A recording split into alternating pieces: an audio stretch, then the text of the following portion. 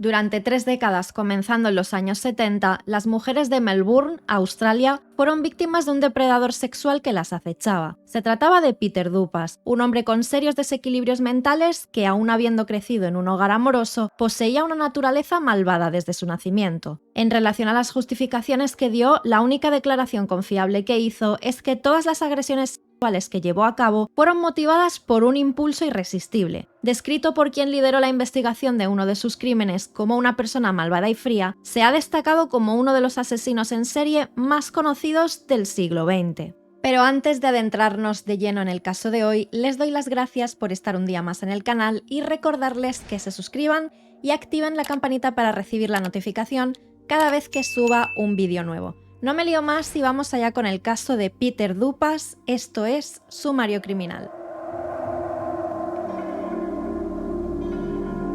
Peter Norris Dupas nació el 6 de julio de 1953 en la ciudad de Sydney, Australia, en el sector de Nueva Gales del Sur. Era el menor de 3 hermanos que conformaban una honesta familia de clase media y con una relación cariñosa y amorosa, ya que al momento de nacer Peter, sus hermanos eran bastante mayores que él, mientras que sus padres ya se acercaban a la tercera edad, por lo que siempre lo trataron como si fuese hijo único. Cuando tan solo tenía unos meses de edad, sus padres decidieron mudarse a la ciudad de Melbourne. Integrarse en la escuela fue tarea compleja para Peter, pues él no destacaba demasiado como alumno ni tampoco tenía demasiados amigos, ya que prefería pasar sus días en soledad y aislado de los demás. Es por esto que sus compañeros lo catalogaban como un niño extraño. Su actitud solitaria lo llevó a ser el centro de burlas, pues además lo apodaron como Pugsley, alegando que guardaba cierto parecido con uno de los integrantes de la familia Addams, una serie popular de los años 60. Todas estas mofas por parte de sus compañeros fomentaban la desconfianza de Peter hacia ellos,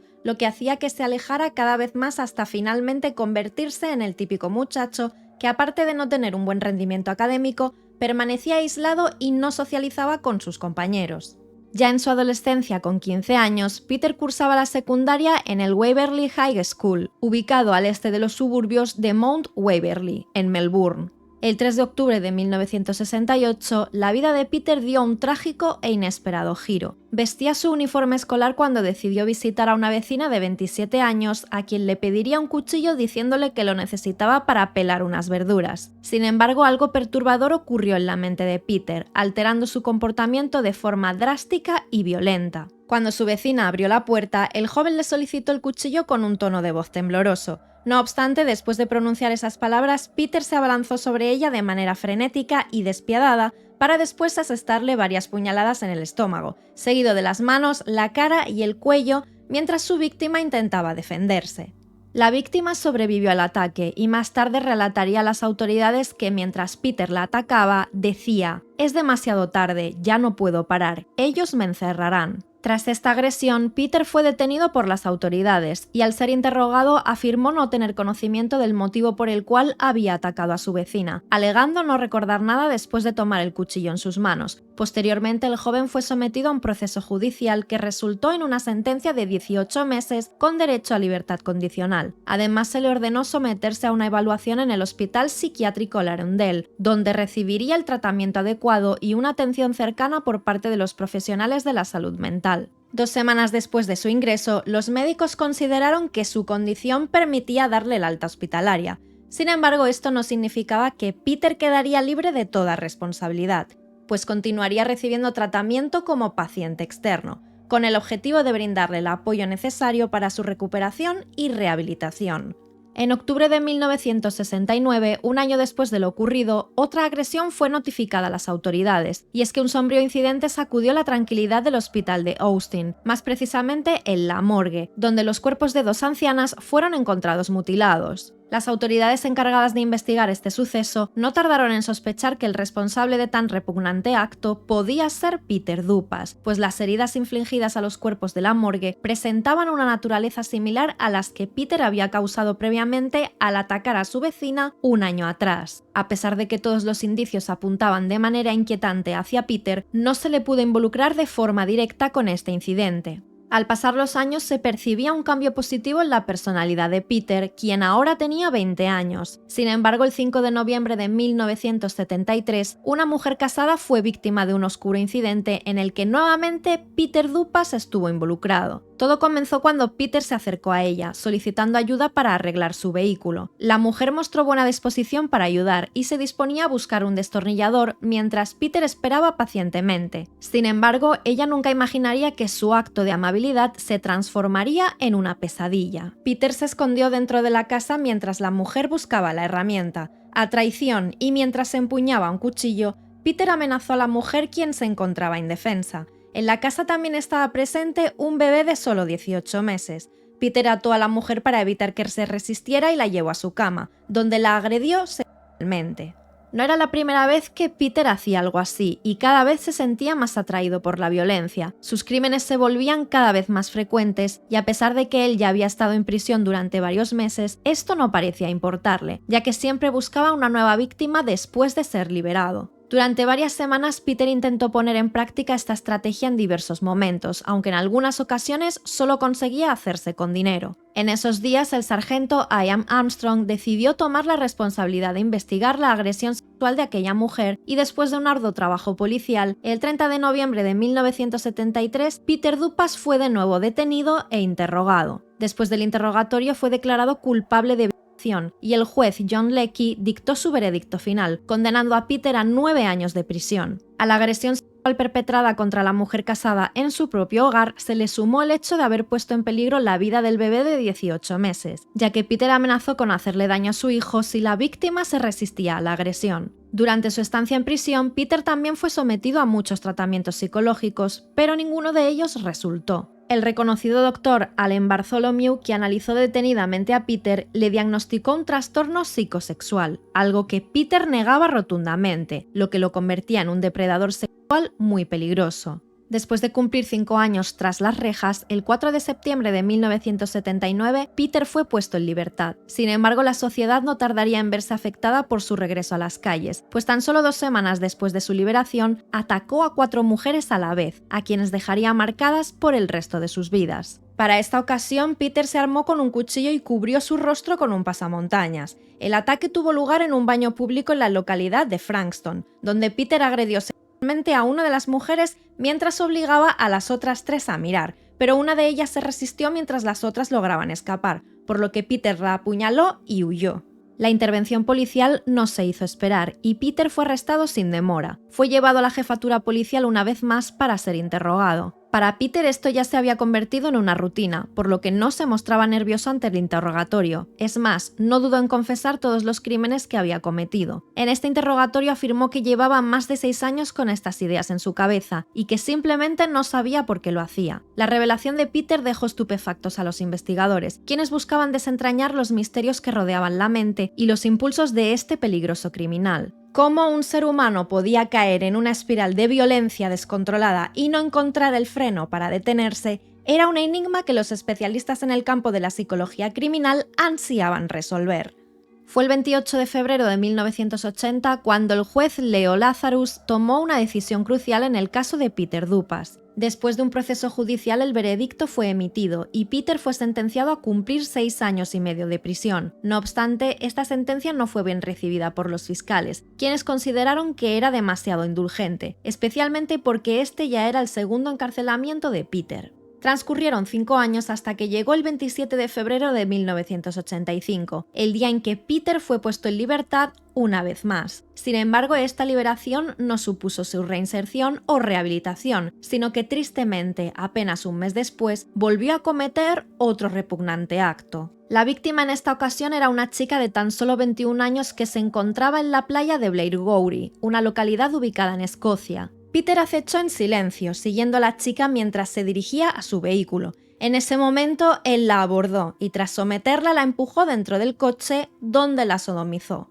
En la confesión por este crimen, Peter expresó algo realmente alarmante y es que aún con todo él estaba convencido de que estaba curado, que había logrado dejar atrás sus impulsos oscuros y que solo deseaba llevar una vida normal. Sin embargo, sus acciones mostraban lo contrario, evidenciando que su patrón de comportamiento violento seguía vigente. La justicia no tardó en tomar cartas en este asunto. Peter Dupas fue sometido a juicio nuevamente y como resultado recibió una sentencia de 12 años de prisión por el crimen contra la muchacha de 21 años. Esta vez la ley buscaba imponer una pena acorde con la gravedad de sus acciones y proteger a la sociedad de su peligrosidad, pues estaba claro que Peter era un depredador sexual realmente peligroso y que siempre buscaría el momento para continuar con sus ataques. Para el 13 de febrero de 1985, y mientras supuestamente Peter estaba encarcelado, el descubrimiento del cuerpo sin vida de Helen McMahon, de 47 años, en la playa de Rye, conmocionó a esta pequeña localidad del Sussex Oriental, en Inglaterra. Poco después, los investigadores descubrieron que Peter había obtenido un permiso para salir de prisión y que residió en el área de Rye durante los días en que la víctima fue asesinada. La escena del crimen reveló detalles alarmantes, pues a pesar de que Helen tomaba un baño de sol semidesnuda, su cuerpo fue encontrado totalmente desnudo, y la ubicación de este crimen se encontraba muy cerca de donde Peter había agredido sexualmente a otra mujer,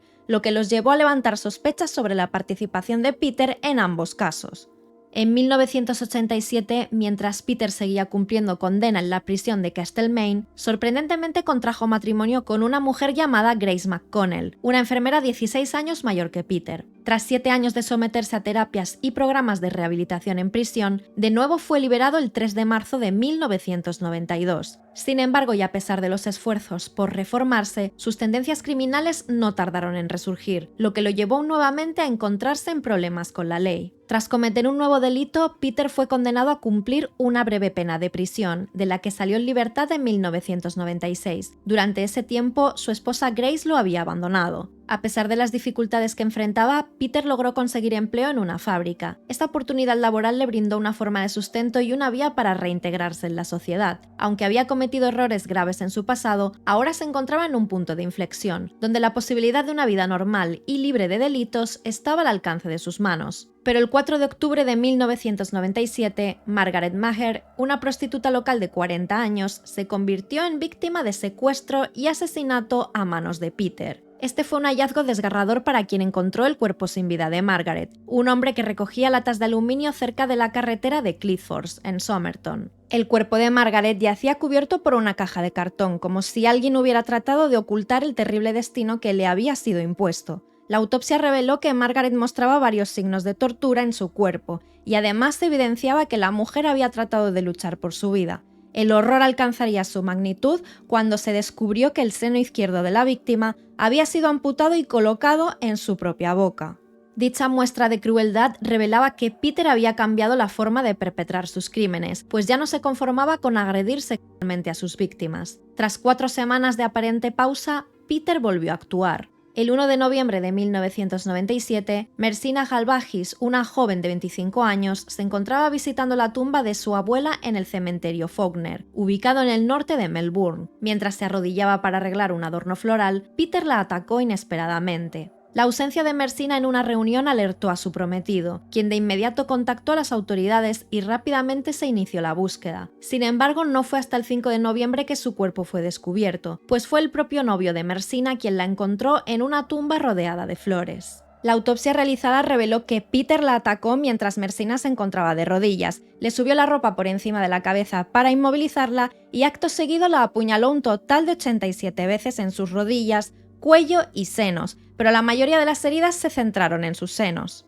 Según 2 testigos, Peter fue avistado en las inmediaciones del cementerio. A pesar de ser acusado por el delito, Peter no hizo ninguna confesión en ese momento, ya que las acusaciones se basaban en similitudes entre los ataques a las víctimas y en que la vivienda de Peter se encontraba cerca del cementerio, pero las autoridades no contaban con pruebas materiales en su contra. No fue hasta el año 2002 que Peter confesó ser el culpable de la muerte de Mersina Halbachis. El 18 de abril de 1999, Peter Dupas engrosaría su lista de víctimas. Esta vez se trataba de Nicole Amanda Peterson, una mujer de 28 años, psicoterapeuta de profesión, quien en su tiempo libre se dedicaba a aconsejar y ayudar a los jóvenes adictos a las drogas. Nicole disponía de su propio consultorio en casa, ubicada en un acogedor suburbio de North Shore, en Melbourne, y fue ahí mismo donde Peter irrumpió en la vida de Nicole de un modo despiadado para terminar quitándole la vida. Después Peter trató cuidadosamente de ocultar todos los rastros que podían conectarlo con dicho crimen. Limpió meticulosamente la escena, dejando poca o ninguna evidencia para las autoridades. Para aumentar la confusión, dejó la radio y la televisión encendidas para dar la impresión de que Nicole se encontraba en casa. Parecía haber planeado el crimen perfecto, pero un descuido fatal cambió el curso de los acontecimientos. En medio de su apresurada huida, olvidó llevarse el diario de consultas de Nicole, una valiosa fuente de información sobre sus pacientes y sus experiencias personales. Fue a la mañana siguiente, el 19 de abril, cuando un vecino y amigo de Nicole se acercó a su casa para recogerla, ajeno al horror que lo aguardaba en el interior, pues la joven no respondía, por lo que decidió entrar al consultorio y se encontró con la escena del crimen. El cuerpo de Nicole yacía sin vida, mostrando signos de haber sido apuñalado varias veces, un total de 27. Había sido previamente atado con una cinta amarilla. Además de eso, Peter Dupas evidenció su sello característico una vez más, ya que los dos pechos de la víctima habían sido mutilados y no se hallaron en la escena del crimen. Este descubrimiento era muy similar al caso de Margaret Maher. Asimismo, una parte importante de la evidencia fue encontrada en el diario que se halló en la casa de Nicole. En dicho diario aparecía una lista con los nombres de sus pacientes, y al final de la lista se encontraba un número de teléfono. Al investigar sobre dicho número, se descubrió que pertenecía a Peter Dupas. Este hecho lo vinculó directamente con el crimen, pues gracias al número de teléfono se pudo rastrear su ubicación. Curiosamente, Peter había visitado a Nicole bajo la excusa de acudir a una de sus sesiones, y al parecer él había olvidado este detalle que sería el que lo delataría. Peter permaneció varios años en prisión mientras esperaba ser llevado a juicio, pues él se negaba a testificar y admitir sus crímenes, pero en el año 2002 confesó ser el asesino de Mercy Nahal Bajis, y este proceso llevó 4 años más. No fue hasta el 26 de septiembre de 2006 que el juicio se llevó a cabo en la Suprema Corte de Victoria, donde se le acusaba por el homicidio de Mercy Nahal Bajis. La larga trayectoria de Peter en la corte de Melbourne lo colocó en el enfoque de los medios y de aquellos que mostraron interés en la causa. El tribunal estuvo sumamente atento a cada detalle presentado durante el juicio. El tan esperado veredicto llegó finalmente el 9 de agosto de 2007, declarando a Peter Dupas culpable del asesinato de Mercy Nahal Bajis. Como resultado de ello, fue sentenciado a cadena perpetua sin posibilidad de libertad condicional 8 días después. En el transcurso del juicio salieron a la luz revelaciones inquietantes que ponían al descubierto otros delitos en los que Peter Dupas estaba involucrado. Se hizo referencia a los asesinatos de Renita Branton, una mujer de 31 años cuyo cuerpo sin vida se encontró en Sunbury, Victoria, en 1993, y a Kathleen Downs, una anciana de 95 años, apuñalada el 31 de diciembre de 1997 en el asilo Brunswick Lodge, apenas 2 meses después del trágico asesinato de Mercy Nahal Bajis. De acuerdo a las pesquisas policiales, se descubrió que Peter Dupas había contactado por vía telefónica al asilo poco antes del asesinato de Kathleen Downs, la anciana de 95 años. Después de ser condenado, Peter Dupas ha permanecido en la prisión de Port Phillip desde 2006, la cual es considerada de máxima seguridad. A pesar de que hay algunos que lo describen como una buena persona, se ha tomado esta medida preventiva para garantizar que no se le permita salir de nuevo en libertad, ya que ello supondría una nueva oleada de crímenes, tal y como ocurrió la última vez que fue liberado. Y bueno, gente, hasta aquí el relato del caso de Peter Dupas, también apodado como el Destripador de Melbourne. Me gustaría que me comentaran si ya conocían este caso y que me dejaran sus sugerencias para futuros vídeos del canal. No olviden dejar su like y suscribirse, y si desean aparecer aquí en las menciones, les recuerdo que tienen activas las membresías del canal y los Super Thanks, donde su comentario quedará destacado. Me despido por hoy y nos vemos muy pronto en otro nuevo vídeo de Sumario Criminal. Bye bye.